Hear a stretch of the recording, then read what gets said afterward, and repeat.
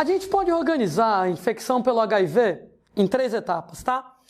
Primeira etapa, moçada, vai ser a fase aguda. Fase aguda, gente, ela vai ser exatamente caracterizada pela reação do sistema imunológico contra o HIV.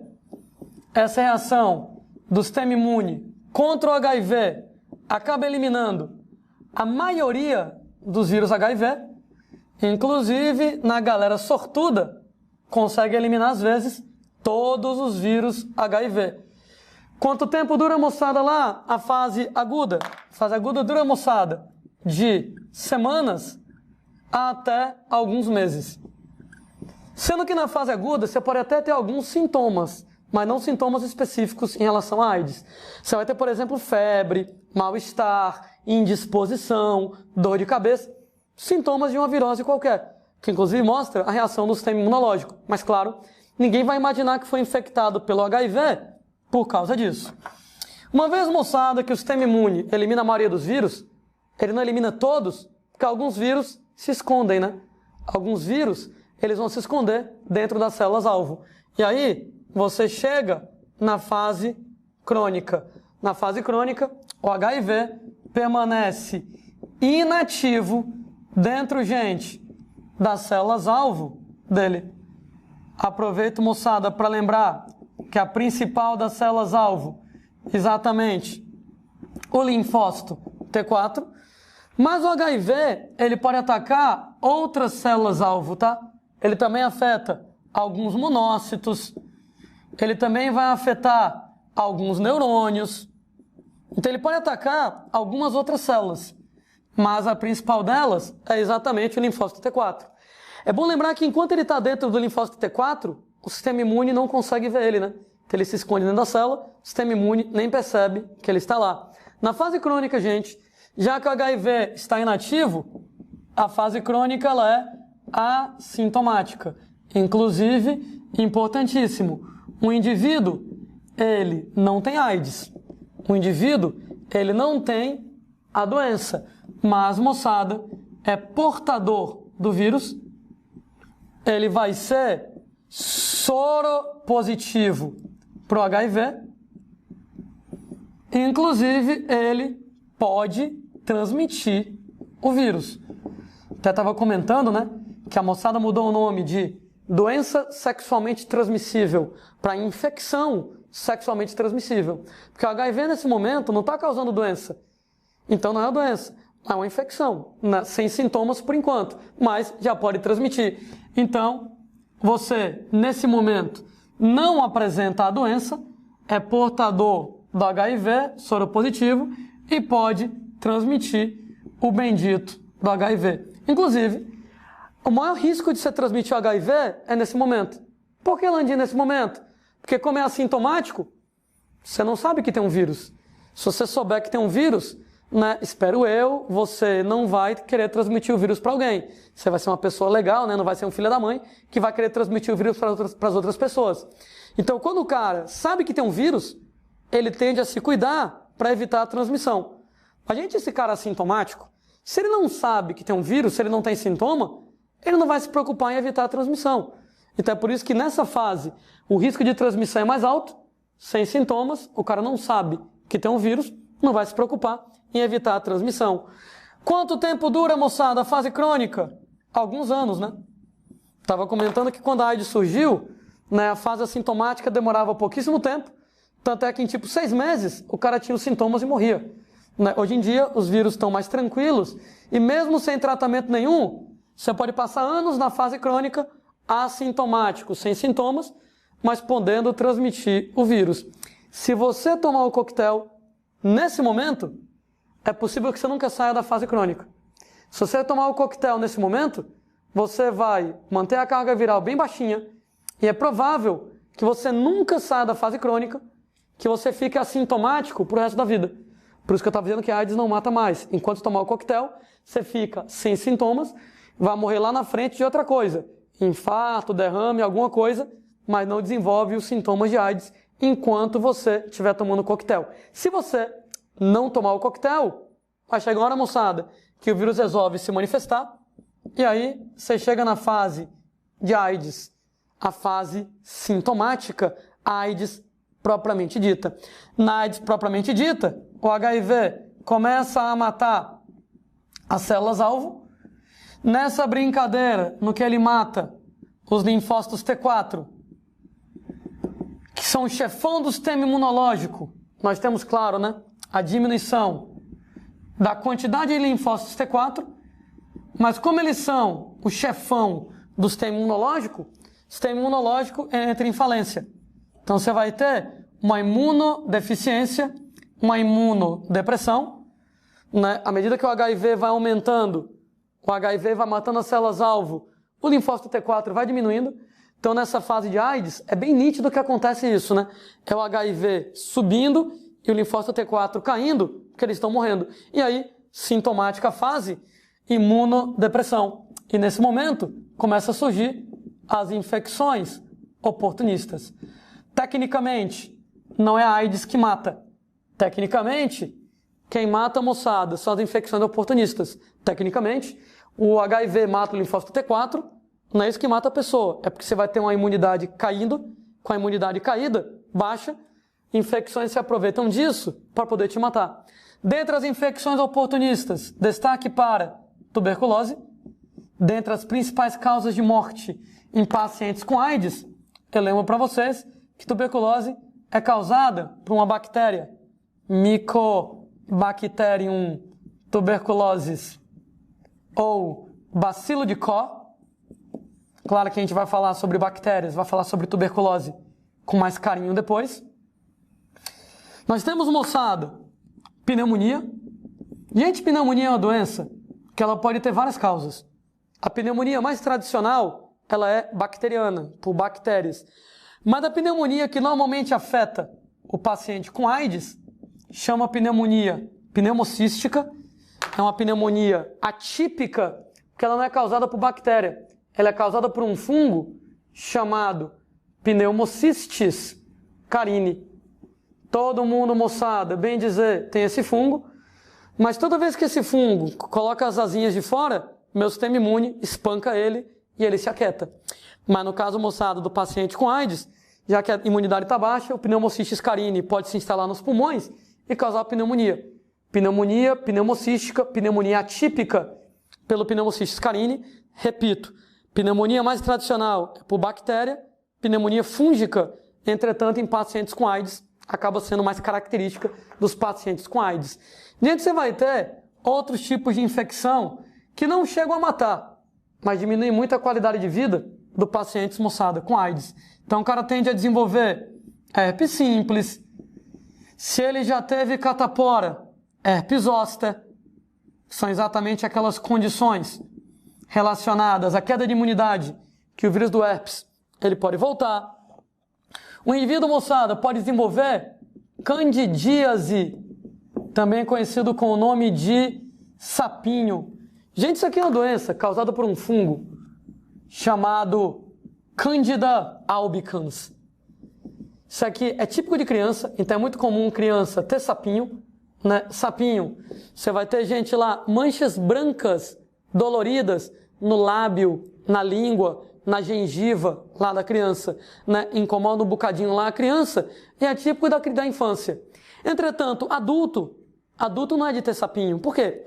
Criança tem um sistema imunológico muito paia, então o sapinho consegue se desenvolver. Adulto tem um sistema imunológico melhor, o sapinho não se desenvolve. Tanto é que se um médico pega um paciente com sapinho, adulto, jovem, primeira providência do médico, pede o exame de HIV. Né? Porque não é para adulto ter lá sapinho. Então pode ser AIDS ou algum outro tipo de imunodeficiência. Um outro detalhe é que em crianças, sapinho normalmente se manifesta na boca, uma ou outra manchinha branca dolorida. No caso de pacientes com AIDS, acontece na boca, mas também pode acontecer em outras regiões. Vagina, ânus, você pode ter também, moçada, sapinho em outras mucosas, além de boca, vagina, ânus, e muito mais lesões, muito mais manchas brancas doloridas, né, que se torna bem incômodo lá para pacientes com AIDS. O cara vai desenvolver, por exemplo, toxoplasmose.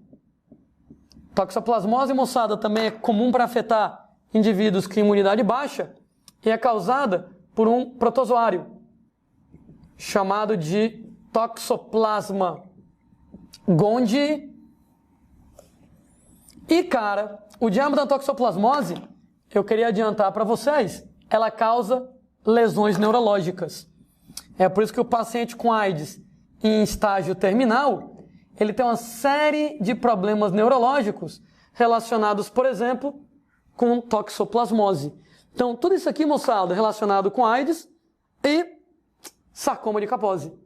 Talvez, moçada, o sarcoma de Kaposi seja o sinal mais característico do paciente com AIDS, AIDS mesmo de verdade, quadro sintomático, onde o sarcoma de Kaposi é um câncer de pele que se manifesta como manchas roxas na pele. Sarcoma de Kaposi, ele é um tipo de câncer de pele, essas manchas roxas, ou acontece em pessoas muito velhas ou em pacientes com AIDS. Tanto é que quando a AIDS surgiu nos Estados Unidos, nos anos 80, o que mais chamou a atenção dos médicos era o sarcoma de Kaposi. Esse tipo de câncer típico de pessoas velhas aparecendo lá em indivíduos jovens. E esses indivíduos jovens, os primeiros casos de AIDS, todo de homossexuais masculinos. E aí, moçada, lá, o primeiro nome que a AIDS ganhou da imprensa norte-americana, o nome absurdamente preconceituoso de câncer gay. Os anos 80 eram absurdamente politicamente incorretos, porque o que mais chamou a atenção da galera era o câncer e parecia que só dava em homossexuais masculinos. Claro que isso aqui não existe de jeito nenhum. E o câncer é apenas um dos efeitos da AIDS. Inclusive, o sarcoma de Kaposi está relacionado a um vírus chamado de HHV8, um dos vários tipos de vírus do herpes, O herpes vírus humano tipo 8. Claro que esse comentário aqui,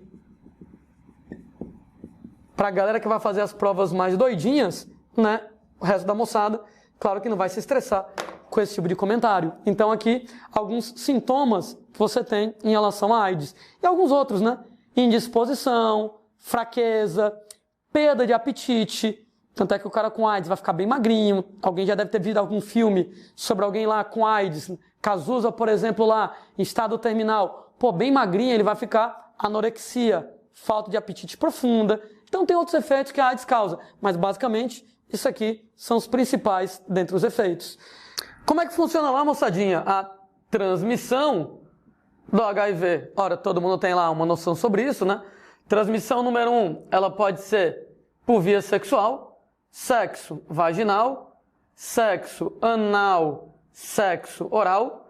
Transmissão através de sexo oral, ela é bem rara, mas a transmissão através de sexo anal é a mais fácil dela. É aquela história, que você tem lá na parede do reto muitos vasos sanguíneos, muitos capilares sanguíneos.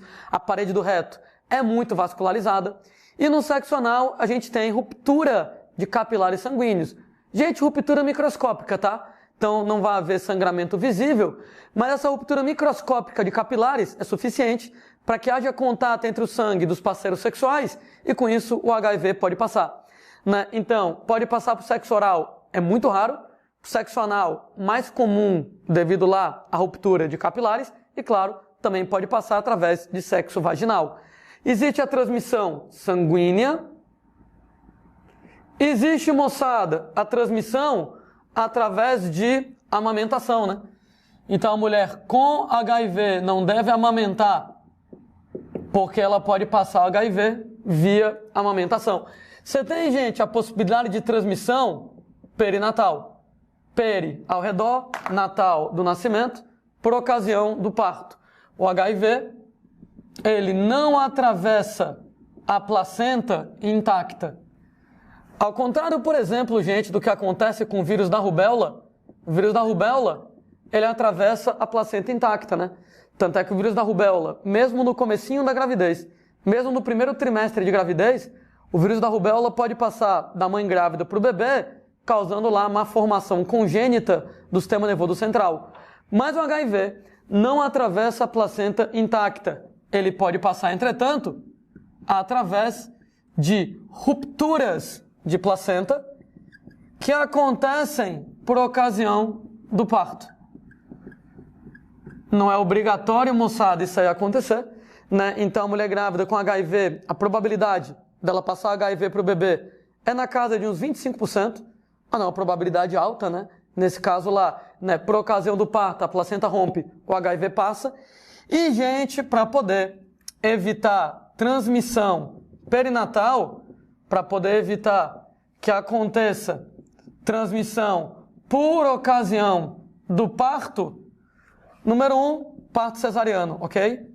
Quando você tem lá parto natural, as contrações uterinas violentas que promovem o parto natural vão promover ruptura da placenta e facilita a transmissão do vírus. Quando você faz parto cesariano, né, você consegue tirar às vezes lá a placenta sem rasgar. Tem umas imagens lindíssimas na internet, né, do parto lá que foi feito cesariano, onde você tira a placenta inteira, intacta, bonitinha, sem rasgar. Então diminui o risco de transmissão no parto. E o uso do coquetel durante a gravidez. Ô Landim, mas o coquetel não tem uma série de efeitos colaterais? Tem vários efeitos colaterais. Felizmente, nenhum desses efeitos colaterais implica em má formação do bebê, né? Então a mulher com HIV, ela deve utilizar o coquetel, né? Vai ter efeitos colaterais para ela, mas não vai prejudicar a formação do bebê. Isso aí evita a transmissão por ocasião do parto, né? Probabilidade, eu estava comentando, né, de a mulher grávida passar HIV para o bebê é na casa dos 25, 30%. Se ela fizer o parto cesariano, se ela usar o coquetel durante a gravidez, o que diminui muito a carga viral, diminui muito o risco de transmissão, essa possibilidade de transmissão cai para menos de 3%. Então, de 25, 30%, com isso e isso, cai para menos de 3%. Então, eu não vou garantir que o bebê não vai nascer com HIV. Não vou garantir. Mas diminui bastante o risco disso acontecer. É por isso, moçada, que é interessante que a mulher grávida, ela faça no pré-natal dela, né?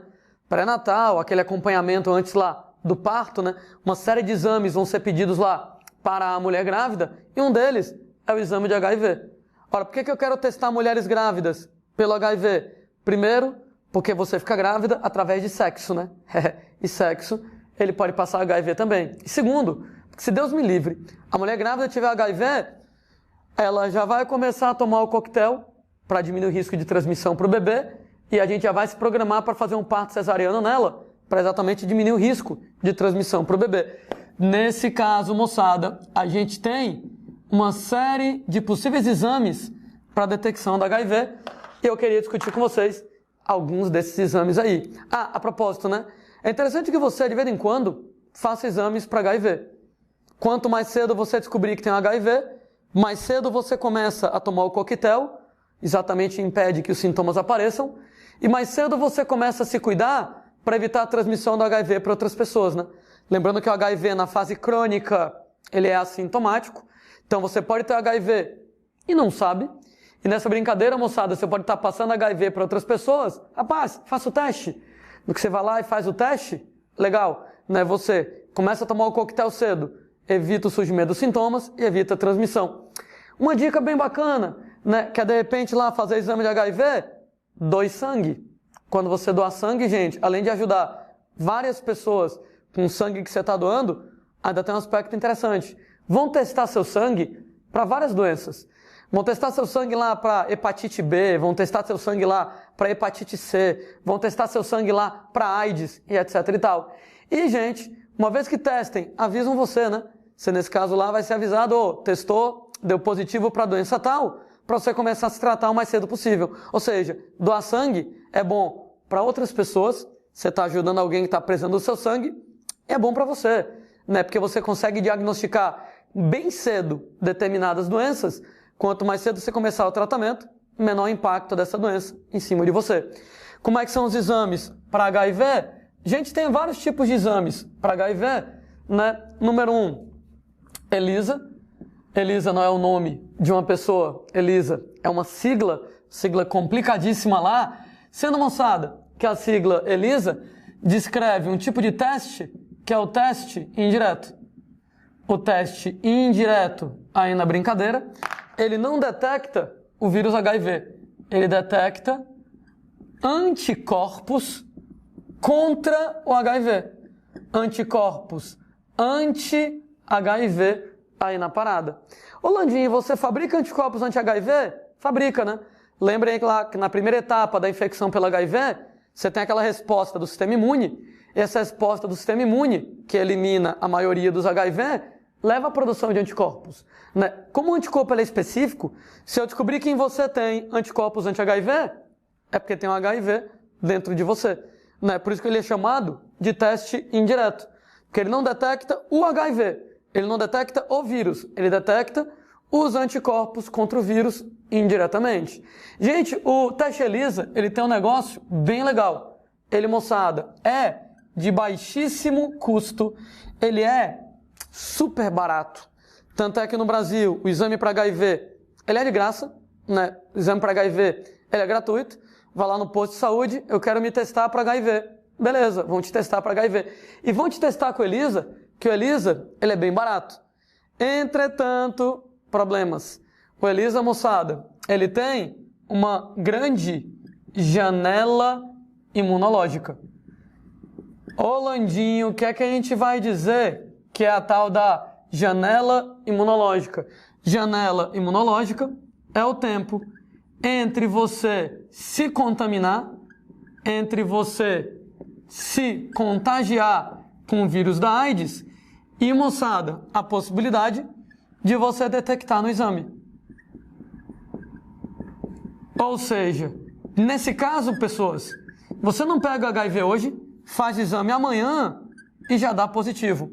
Infelizmente, isso não existe, né? Mesmo porque, para você produzir anticorpos, lembra, moçada, produção de anticorpos pela primeira vez, né? Resposta imunológica primária, ela pode demorar até 3 meses. Isso quer dizer, moçada, que quando você trabalha com teste ELISA, a grande vantagem dele é o custo, né? Ele é bem barato, né? O problema é que a janela imunológica é grande entre você se contaminar, pegar HIV e eu poder detectar os anticorpos, demora, moçada, às vezes, uns 3 meses aqui na brincadeira. Isso quer dizer que se você pegar o HIV hoje e fizer a ELISA amanhã, dá negativo. Daqui a 1 mês, dá negativo. Daqui a 2 meses, dá negativo. Daqui a 3 meses, ainda pode dar negativo e você já está passando HIV por aí, mundo afora.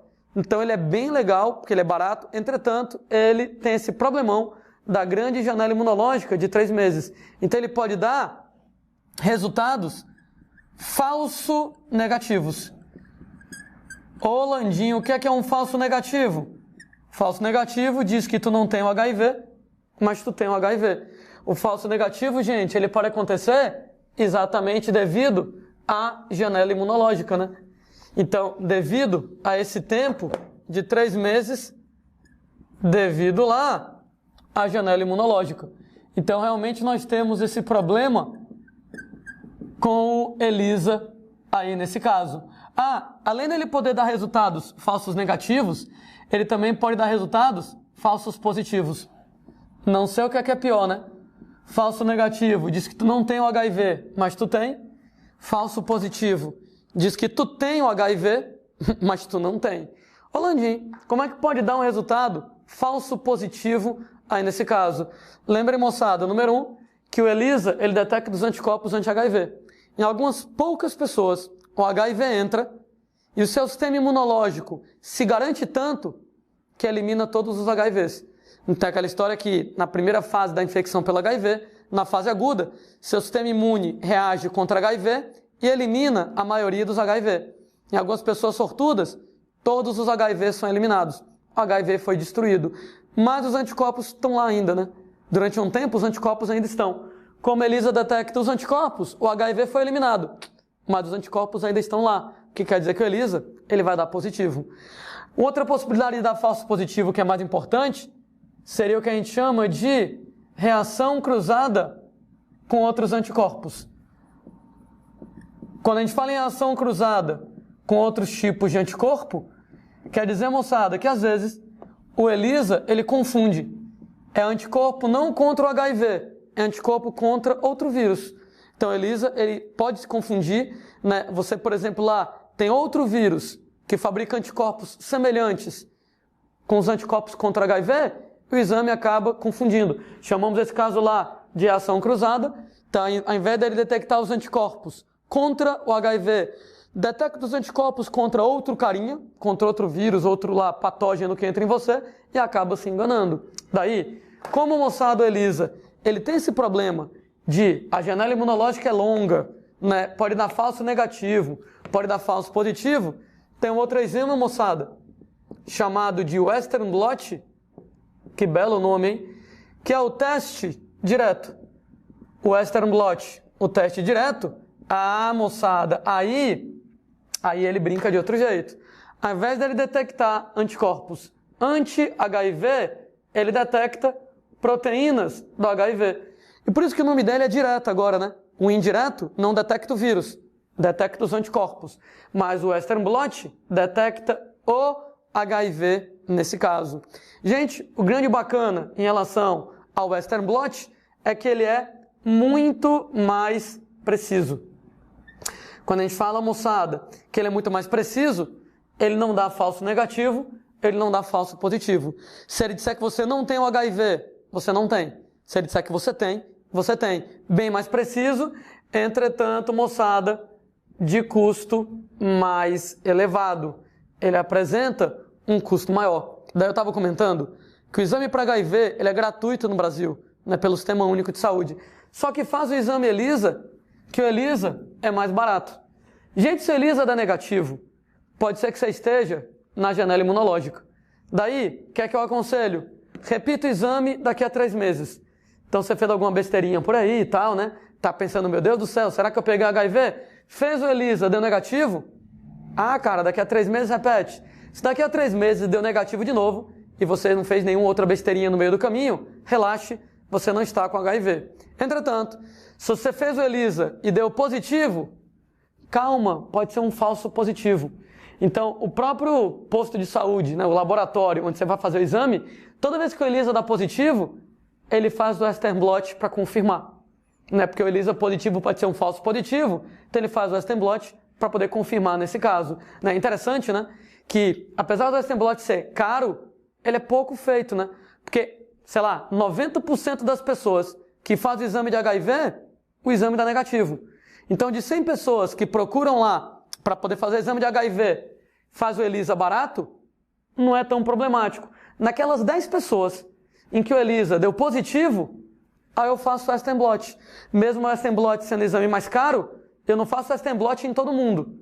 Eu faço Western blot somente em quem o ELISA deu positivo. Então, eu diria que o ELISA é um exame inicial de rastreamento, né? Se você deu negativo nesse, repetiu o exame em 3 meses, deu negativo de novo, relaxe.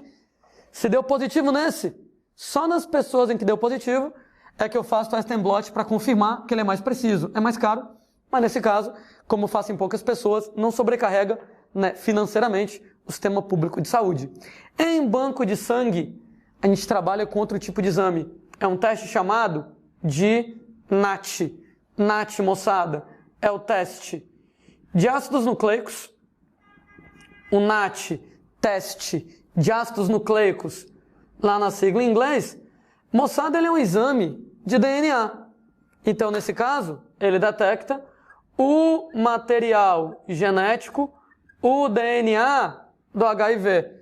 Alguém reclama comigo, Landim, mas o HIV não é um vírus de RNA? É, né, gente? Mas ele é um retrovírus, né?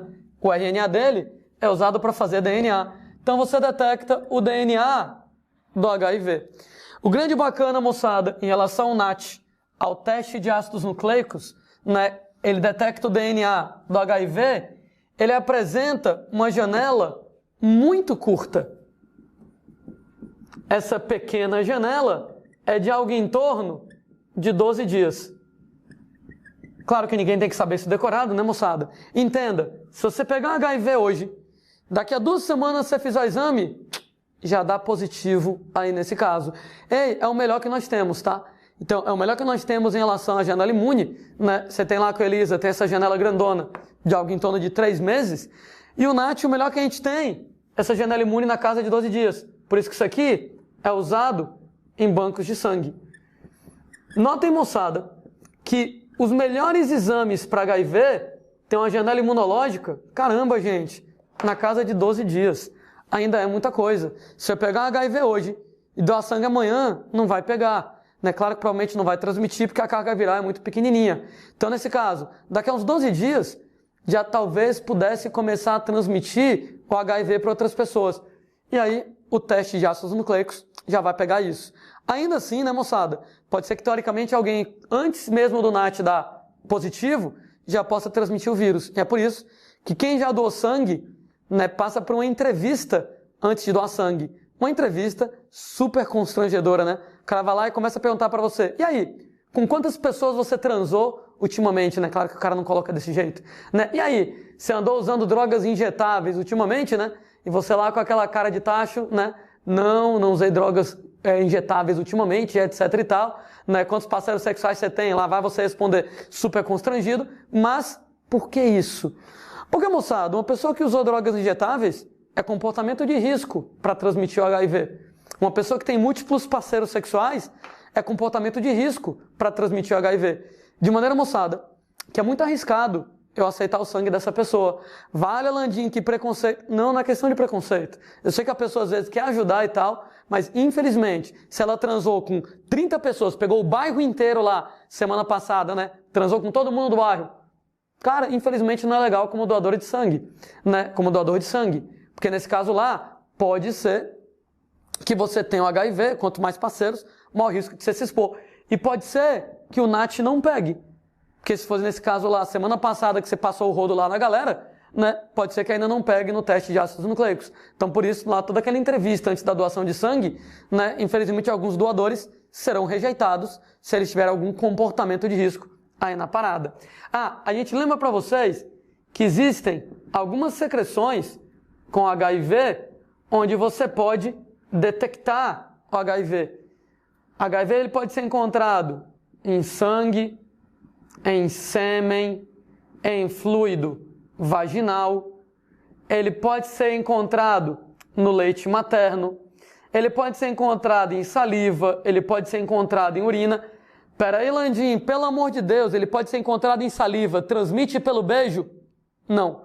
O HIV ser encontrado num lugar não quer dizer que a transmissão é viável. Então, nessas 4 primeiras secreções corporais, a transmissão ela é possível. Mais gente, nas condições de saliva, nas condições de urina, pode até ter o HIV, mas a transmissão não é possível nesse caso. Por isso que a transmissão se dá por sexo, por sangue, por aleitamento. Mas não passa, por exemplo, HIV pelo beijo. Ainda assim, tem alguns testes rápidos para HIV que são à base de saliva, né? Inclusive lá em alguns lugares, Estados Unidos, você encontra isso. Na farmácia, teste caseiro para HIV à base de saliva, nesse caso lá. Claro que não é um teste muito preciso e tal, mas é um teste, sei lá, de pré-rastreamento, né?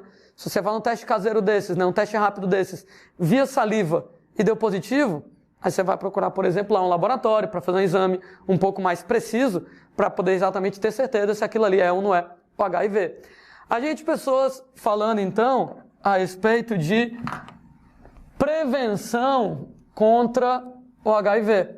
Então, quando a gente fala em prevenção contra HIV, a transmissão é via sexo, ô moçada, camisinha, ô moçada, redução do número de parceiros. Lembrando que quando o casal é sorodiscordante, né? Um tem lá, né, o HIV e o outro não tem, caracas, a camisinha é fundamental. Mas mesmo quando os dois eles têm o HIV, é bom, moçada, que eles usem camisinha. Por que eu digo isso? Porque mesmo os dois tendo HIV, podem ser subtipos diferentes de HIV. Né? Então, nesse caso lá, eles podem ter tipos diferentes de HIV, eles podem ter cargas virais diferentes, e quando um entra em contato com o outro, pode ser que ele pegue um tipo diferente, né, que resolva se manifestar na pessoa. Pode ser, moçada, que a carga viral aumente. Então, ainda lá, para os dois parceiros com HIV, é bom usar preservativo. Via sangue, ô moçada, cuidados com banco de sangue, né? Testar, gente, lá o sangue de todo mundo antes de doar. Não compartilhar seringas, agulhas. Então, de novo, cuidado lá, né, moçada? O pessoal que vai fazer tatuagem, né? Quando você for lá fazer a tatuagem, escolha lá um estúdio de tatuagem. Um estúdio de tatuagem legal, né? Que coloque lá a agulha descartável, né? Exija que o cara abra a agulha na sua frente. O cara diz, não, essa agulha aqui está esterilizada. Não. Pega uma nova pra mim, eu quero ver tu abrindo a agulha na minha frente, né? Então, quando você for fazer lá a tatuagem, sei lá, o nome do seu namorado bem bonito, bem grandão assim no seu braço lá e tal, né? Ou super legal, cuidado com o estúdio de tatuagem onde você vai fazer. Não use drogas injetáveis, né? Já falamos sobre isso. Prefira as drogas inaláveis, né? Pra quem injetar, se você pode cheirar, pelo amor de Deus, eu tô brincando. E moçada, a gente tem lá, como a transmissão ela pode ser através do leite, não amamentar as mulheres com HIV. As mulheres com HIV não amamentarem os filhos delas. E no caso, né, moçada, uso do coquetel durante a gravidez. Aliás, uso do coquetel, né? Lembrem lá daquelas possibilidades da profilaxia pré-exposição, né? Você, mesmo antes de pegar HIV, se você já tomou o coquetel, isso aqui diminui pra caramba a carga viral. E no que diminui pra caramba a carga viral, diminui o risco de transmissão. Então, hoje em dia, o uso das drogas do coquetel é colocado também como uma maneira de prevenção contra o HIV. Não é só tratamento, né? É prevenção também contra HIV. Uma observação final aqui na brincadeira, né, é que não existem grupos de risco para o HIV. Gente, quando a AIDS surgiu a ideia dos grupos de risco, né? Não é qualquer pessoa que pega o HIV. Quem vai pegar HIV vai ser, né, homossexuais do sexo masculino, usuários de drogas injetáveis, né, hemofílicos, prostitutas. Não existe isso. Qualquer pessoa está sujeita, né, a pegar HIV, seja homo, heterossexual, isso não interessa, se não usar preservativo. Então não existem grupos de risco, existem comportamentos de risco. Se você é hetero, homossexual e não usa camisinha, comportamento de risco. Tem múltiplos parceiros, comportamento de risco. Compartilha seringas, comportamento de risco, né? Lembrando que ultimamente no Brasil, o grupo de pessoas onde os casos de AIDS tem mais crescido entre jovens homossexuais masculinos. Mas é aquela história, né? Que o coquetel funciona tão bem que as pessoas estão perdendo medo da AIDS. Né? O coquetel funciona tão bem, né, para poder evitar que a pessoa desenvolva os sintomas, para evitar que as pessoas morram de AIDS, que a galera está perdendo o medo da AIDS e com isso está deixando de usar camisinha. E nessa brincadeira de deixar de usar camisinha, né, o número de casos de AIDS voltando a subir. Então, depois de vários anos, com os números de casos de AIDS caindo, especialmente a partir dos anos 2000 e uns quebrados, o número de casos de AIDS volta a subir no Brasil, especialmente entre jovens homossexuais masculinos, porque a moçada não está usando camisinha. Até contar a história em outra aula, às vezes casais heterossexuais, eles usam camisinha, não é nem para não pegar AIDS não, é para não engravidar, né? Mas claro, entre homossexuais não tem perigo de engravidar, então a moçada não vai usar camisinha pensando, não tem perigo, se eu pegar AIDS, é só tomar o coquetel. Então não vou usar a camisinha. E, volto a dizer, o coquetel impede que você desenvolva os sintomas? Sim, mas ele tem uma série de efeitos colaterais. Gente, melhor prevenir do que remediar. Então, trabalhe desse jeito, que nesse caso você não vai contrair o HIV.